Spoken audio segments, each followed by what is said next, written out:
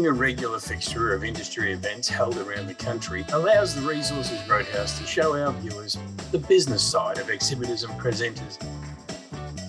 These are the personas that meet and greet investors, both retail and institutional, dressed to impress and ready to inform those interested of the technical ins and outs of their projects.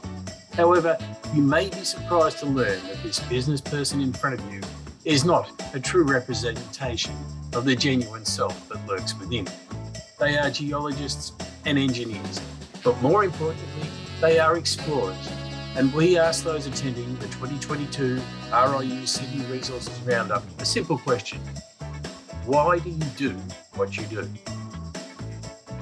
Didn't really know what I wanted to do after I left school. I looked at a few things, but when I walked into the museum in the Royal School of Mines in London, all these beautiful mineral specimens, I knew then I really wanted to get into exploration geology. There's something beautiful about minerals, and it's hard to describe. It's something innate. I studied engineering because I really love maths and science, but also engineers are problem solvers. So when I graduated, I went on to work underground, work open cut, did a lot of feasibility studies, but the science is the science. It essentially doesn't change.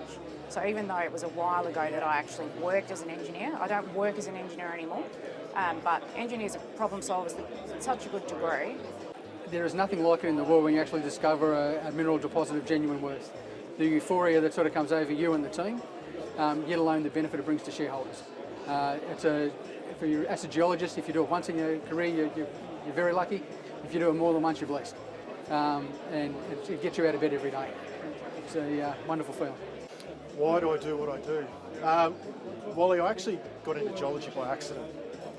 I went to university. I went with the intention of studying maths and physics, and quickly realised that that wasn't for me. And I actually did geology as a filler in my first year, and went on my first field trip in about 6 weeks after the course started, and realised that was actually where I found my home. I found similar people that had the same interests as me, and we got outdoors. We went out and touched things, and I'm not really good with abstract sort of concepts.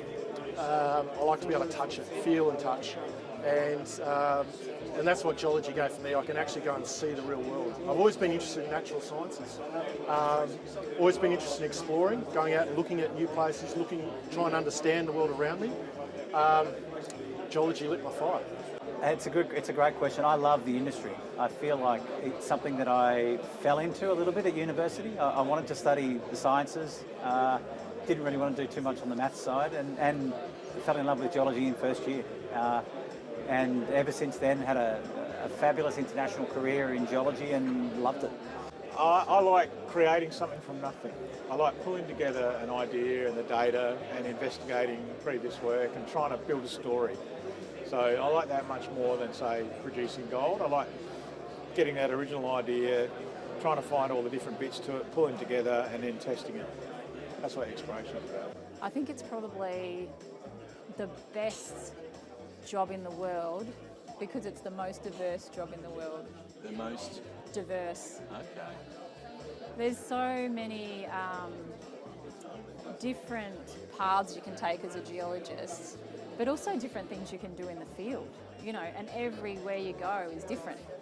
So you're working always in a different environment, you're always learning new things, you're looking at different commodities, different styles of mineralisation.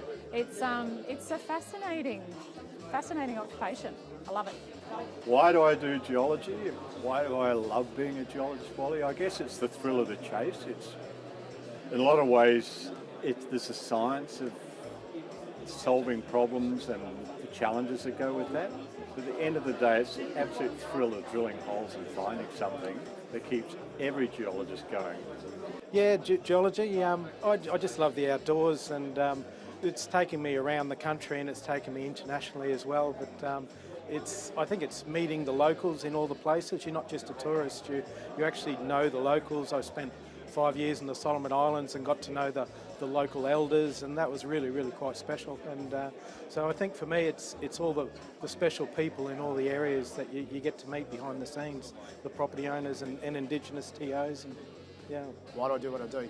Yeah, I suppose I always had a bit of a scientific background, but being a geo is, a bit like being a detective. You're sort of trying to put all the clues together and find it. So that's always intrigued me. And it's pretty interesting work if you don't mind moving around and seeing lots of different parts of the world. So yeah, it's been good for me. Challenges, yeah, that's for sure. I just love it. Simple as that. The rocks are fascinating things. It's sort of, you look around and you look at a hill and you think, well, that's a pretty sight, but then you think it's folded this, it's that. It just shows the dynamics of the earth. I love it. I love the excitement. I love the exploration. I love the discovery process. I love that discovery process and the excitement when you find a new gold hit. There's nothing like it. So you get gold fever, really. It's really a passion, and it's like fishing in that you need to know what's down there and you need to find out what it is. But it's been a passion of mine since probably I was a child, and I don't get much reward out of the financial reward of being a director or anything like that. To me, it's the search, the hunt for the unknown, trying to figure out the questions that nature throws up at you. So that's what it is. We talk. Some of my friends are retiring already because they've been successful businessmen or successful resource people, but I don't see myself ever retiring from geology and exploration. It's a passion. I do what I do because I've had more fun in my life than anybody deserves. I've worked in just about every commodity, but the big thing is it allows you to develop a model. And I believe everything in life should be worked on a model. And I've got a model for geology and a model for how to investigate that geology. And that allows us to not only travel the world, drink more beer and find the different deposits, but when you get to a certain age, you'll find that all deposits have got the same chemistry.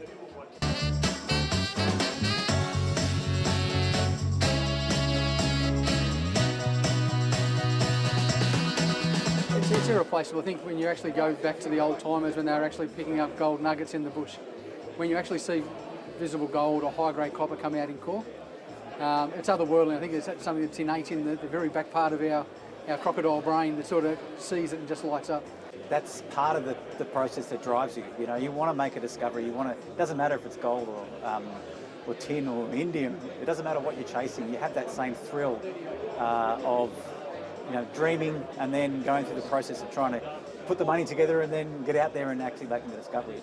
It's sensational. Nothing beats it. Oh, it's fantastic.